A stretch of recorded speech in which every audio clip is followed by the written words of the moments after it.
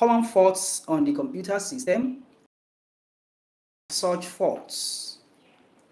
As we know, computer is made up of both hardware and software. So we want to learn about the common faults on the computer system, especially the hardware components. That is what we are learning today. Okay. So we want to learn what are the common faults that we can encounter on the computer system and how to troubleshoot the faults and clear the faults. PC common faults. So faults on computer can be a combination of three things. It can be faults from hardware, it can be software, then the faults can be also from networking faults. So either of these or a combination of any of them can create problem in our computer use. So we want to learn about them: hardware faults, software faults, networking faults. For the hardware, we are going to talk about hardware much more today. For the hardware, the faults can come from various components of the computer system, such as hardware such as the motherboard, the hard drive, or sometimes the RAM, memory. Sometimes it could be other hardware such as case fan or the processor fan that is faulty, that cause a problem on the computer system. Sometimes the fault may be from power supply units. Power supply units may be faulty. So these are common problems that we might encounter in the use of our computer system, and we must learn how to clear these faults. Now, let's look at few of the components and the faults that they might have. Few components and the fault they might have. For instance, somebody brings a computer to you and tells you, my computer is not turning on. My computer is not turning on. That is no power at all. That's a fault. No power. No power at all. The computer is not having any power. What can be the reason or the cause for that? Obviously, you will know that that problem is a power supply issue.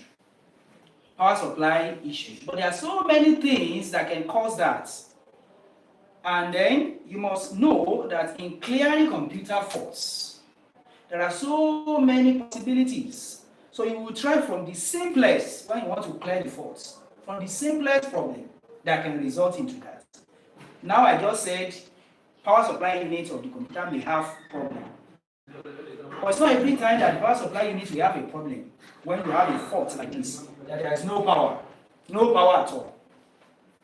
So we will start by imagining every possibilities that can cause that fault. For example, the computer is plugged to the socket. They turn the socket on, but the computer is not coming on. Perhaps the socket where we plug it to does not have power, or power is there, but there's a fault with the socket itself. You will start from there. So what do you do in that case? You bring another working device and plug into that same outlet, that power outlet, that socket. If it can power this other device, it means the power is okay in that outlet, in that socket outlet, and it's working fine. So that is the smallest thing that you can think of. Next, you will think about the cable, the power cable that connects from the power socket outlet to the computer. Is the cable working? Are you there? Most problems of no power at all can come from the cable. Many of the times, the cable is faulty, is broken inside, and so there's lack of continuity from the socket outlet to your computer. So what do you do in that case?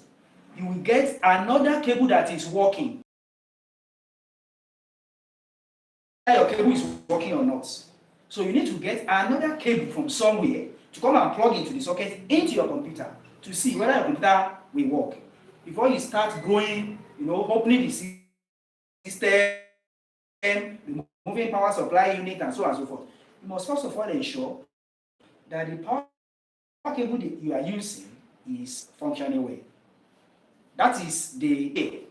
You imagine various other power cable, but see, there is no power. The system is still not coming on. In that case, the switch, the computer switch, to turn on power is faulty. The power supply unit in the computer we think of, or could it be that the connector from the power supply unit to the motherboard is slack and it's not well fixed to the motherboard due to one reason or the other? Because the power supply unit may be okay, power cable is okay, but the connector, if it is slack, will not bring power to the motherboard, whereby the computer will not turn on.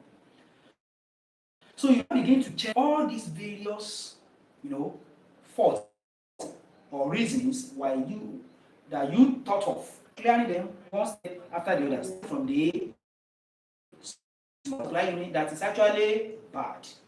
Then you bring it out and swap with another one. Replace with equivalent, size with the same form factor. Remember, there must be, because the structure of the case and the power supply unit